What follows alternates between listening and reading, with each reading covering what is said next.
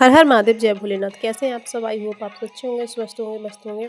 और आज भगवान बृहस्पति देव की कथा को सुनेंगे। एक समय की बात है जब एक राजा किसी नगर में राज्य करता था। और वो बहुत ज़्यादा दानी प्रतापी और नित्य गरीबों की सेवा करने, सहायता करने में मदद करता था। प्रतिदिन मंदिर में जाकर भगवान के दर्शन किया करता था। लेकिन यह बात उसकी रानी को बिल्कुल भी अच्छी नहीं लगती थी। वह ना ही पूजा करती थी और ना ही दान करने में उसका मन लगता था। एक दिन राजा शिकार खेलने वन को गए थे, तो रानी और दासी महल में अकेली थी। उसी समय भगवान बृहस्पति देव साधु का वेश लेकर उसके महल में पहुंचे और भिक्षा मांगी, तो रानी ने भिक्षा देने से मना कर दिया। तो साधु महाराज, मैं तो दान पुण्य से तंग आ गई हूँ। इस कार्य के लिए मेरे पति देव ही बहुत हैं। आप ऐसा करें कि मेरे सारा धन नष्ट हो जाए तथा मैं आराम से रह सकूं। साधु ने कहा कि हे देवी, तुम तो बड़ी ही विचित्र हो, तुम तो बड़ी ही अजीब हो। धन और संतान से कौन दुखी होता है?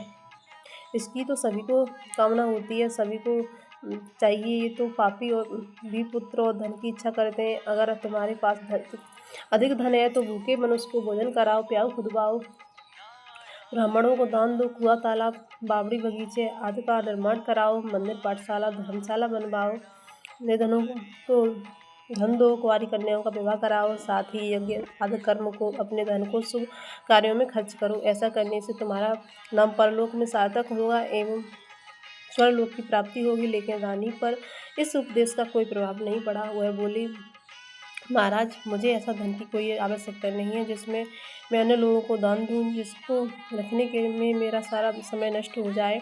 अब आप ऐसी कृपा करें कि सारा धन नष्ट हो जाए तथा मैं आराम से रह सकूं। साधु ने उत्तर दिया, ये तुम्हारी ऐसी इच्छा है तो जैसा मैं बताता हूँ तुम वैसा ही करना।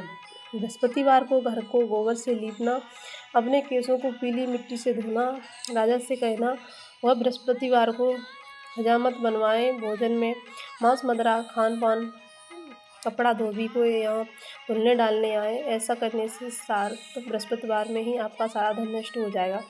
इतना कहकर वह साधु महाराज वहाँ से अंतर्ध्यान हो गए। इसके बाद रानी ने वही किया जो साधु ने बताया था। 3 बृहस्पतिवार ही हुए थे कि उसका समस्त धन नष्ट हो गया और भोजन के लिए रानी तरसने लगी। तब एक दिन राजा ने रानी से कहा कि तुम यहाँ पर रहो, तुम यहीं रहो और मैं दूसरे देश में जाकर नौकरी करके लाता हूँ। यहाँ पर मुझे सभी मनुष्य जानते हैं, इसलिए कोई कार्य नहीं कर सकता। देश चोरी परदेश भी बराबर है। ऐसा कहकर राजा परदेश चला गया। वहाँ जाकर जंगल में लकड़ी काटता और शहर में बेचता। इस तरह से जीवन व्यतीत करने लगा।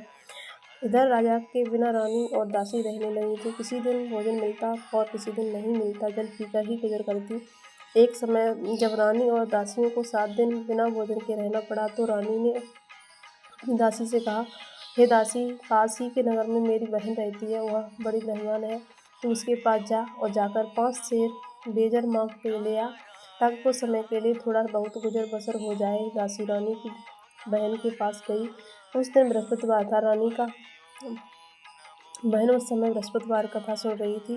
दासी ने रानी की बहन को अपनी रानी का संदेश दिया, लेकिन रानी की बहन ने कोई उत्तर नहीं दिया। जब दासी को रानी की बहन से कोई उत्तर नहीं मिला तो वह बहुत दुखी होकर क्रोध से अपने घर वापस आ गई। दासी ने वापस आकर रानी को सारी बात बता दी। सुनकर रानी ने कहा कि हे दासी, इसमें उसका कोई दोष नहीं है। जब बुरे दिन आते हैं तब कोई सहारा नहीं, अच्छे बुरे का विपत्ति में ही लगता है। जो ईश्वर की इच्छा होगी वही होगा। यह सब हमारे भाग्य का दोष है। ऐसा कहकर रानी ने अपने भाग्य को कोस। उधर रानी की बहन ने सोचा कि मेरी बहन की दासी आई थी, लेकिन मैं उससे बात नहीं कर पाई, कुछ बोल नहीं पाई, इससे वह बहुत दुखी होगी।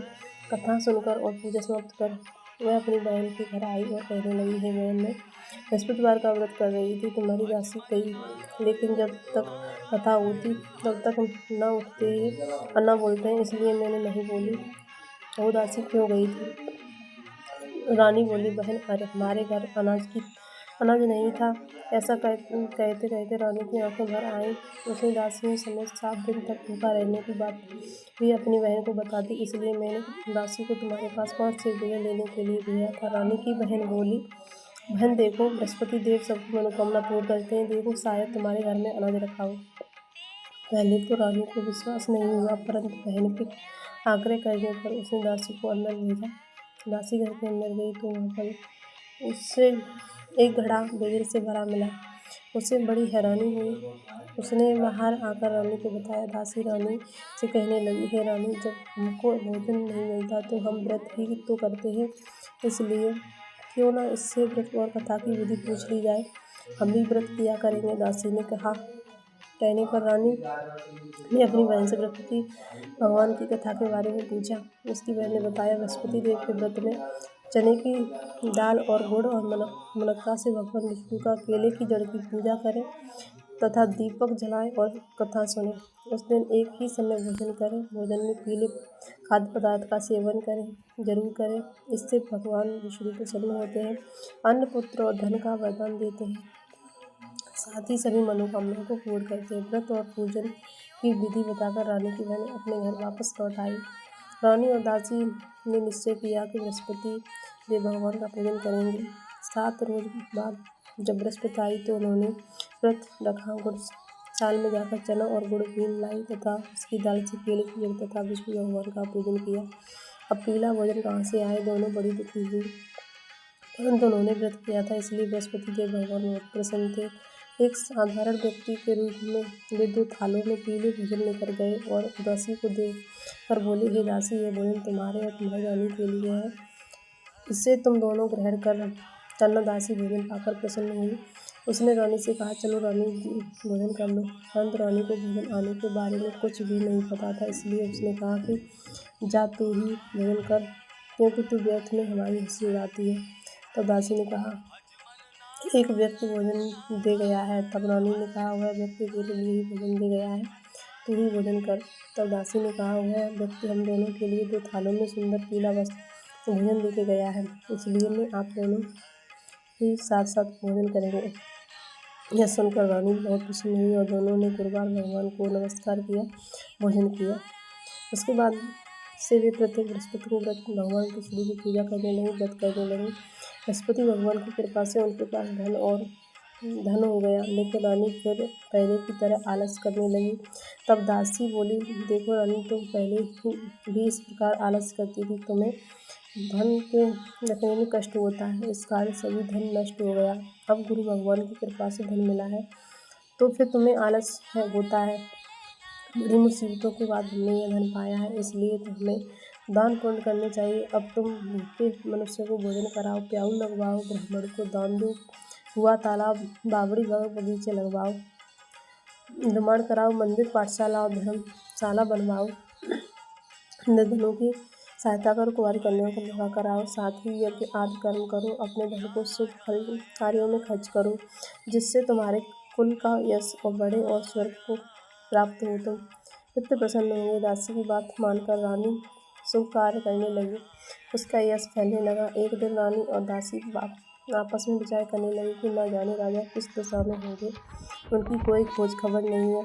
उन्होंने श्रद्धापूर्वक भगवान बृहस्पति को याद किया, प्रार्थना की कि राजा जहाँ कहीं भी हो शीघ्र वापस आ जाए।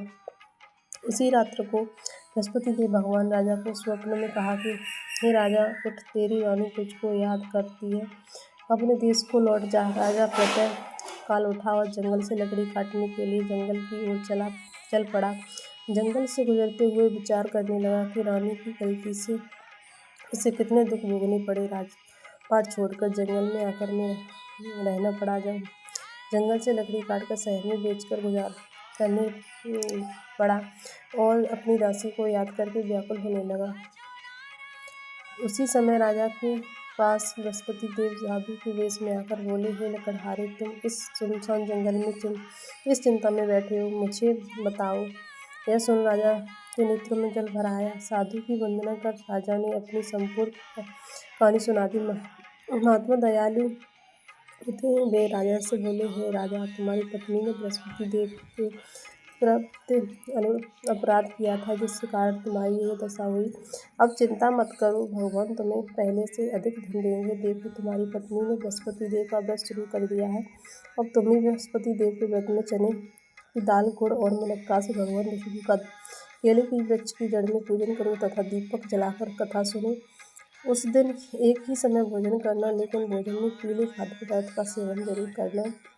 भगवान तुम्हारी सब मनोकामनाओं को पूर्ण करेंगे। साधु की बात सुनकर राजा बोले, हे प्रभु, लकड़ी बेचकर तो इतना पैसा नहीं बचता जिससे भोजन के उपरांत कुछ बचा सकूं। मैंने रात्रि में अपनी रानी को व्याकुल देखा है। मेरे पास कोई साधन नहीं जिससे उसका समाचार जान सकूं। फिर मैं कौन सी कहानी कहूँ, यह भी मुझको मालूम नहीं है। साधु ने कहा, हे राजा, मन में बृहस्पति भगवान के पूजन व्रत का निश्चय करो। वे स्वयं तुम्हारे लिए कोई राह बना देंगे।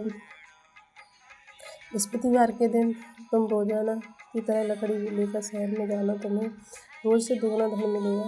तुम भली भांति भोजन कर लोगे तथा बृहस्पति देव की पूजा का सामान भी आ जाएगा।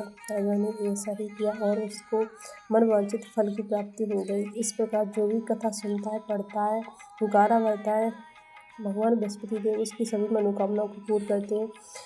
तो इस तरह से भगवान बृहस्पति देव की ये व्रत कथा थी। जो भी भक्त कहता, सुनता, पढ़ता है, हुंकारा भरता है, भगवान बृहस्पति देव उसकी समस्त मनोकामनाओं को पूर्ण करना। हर हर महादेव। जय।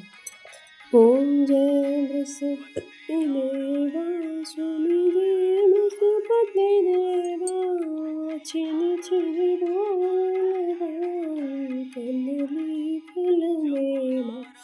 ओम जय बृहस्पति देवा, तुम पूर्ण परमात्मा, तुम अंतर्यामी, जगत पिता जगदीश्वर, तुम सबके स्वामी। ओम जय बृहस्पति देवा। चरणामृत निज निर्मल सब पातक हरता, सकल मनोरथ रात, कृपा करो हरता। ओम जय बृहस्पति देवा, तन